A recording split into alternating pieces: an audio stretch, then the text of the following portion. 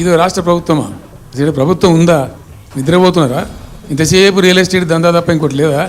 ఇల్టు భూములు ఎట్లా అమ్ముదాం, పల్టు భూములు ఎట్లా అమ్ముదాం, ఆ భూములు ఎట్లా దెబ్బ పెడదాం, ఇంకెంత కమిషన్ కొడదాం, ఇది తప్ప రాష్ట్ర ప్రయోజనాలు, నీళ్లు, రైతులు, మనుషులు లేరా? ప్రాజెక్టులు ఎందుకు 2 నెలల నుంచి ఒక రూపాయి పెట్టలే?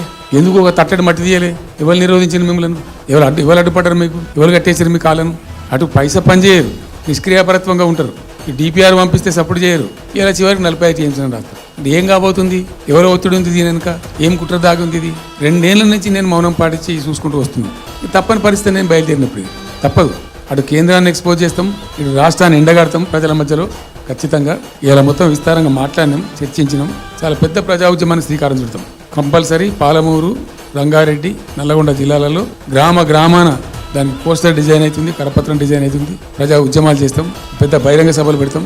నేను స్వయంగా అటెండ్ అవుతున్న బహిరంగ సభలకు. ప్రజాక్షేత్రంలో ప్రభుత్వం యొక్క నిష్క్రియాపరత్వాన్ని ఎండగడతాం. ఇప్పుడు వాయిస్ అయితే తెలంగాణకు, మరి తెలంగాణకు ఉన్న ప్రభుత్వం మాట్లాడకపోతే ఇంకెవరు మాట్లాడాలి? మాకు 2 బాధ్యతలని, ఒకటి తెలంగాణ తెచ్చిన పార్టీగా, రెండవది ప్రధాన ప్రతిపక్షంగా కూడా కంపల్సరీ మా డ్యూటీ మేము చేయాలి. అందుకోసం గాను వీళ్ళు ఏదో తమాషకు మేము అదోటి అడ్డం పొడుగు మాట్లాడి, కిరికిరి మాటలు మాట్లాడి, కారు కూతలు పూసి ఏదో చేస్తామనుకుంటే నడవదిగా. ఈ ఏడాది దాకా వేరే కథ. రేపు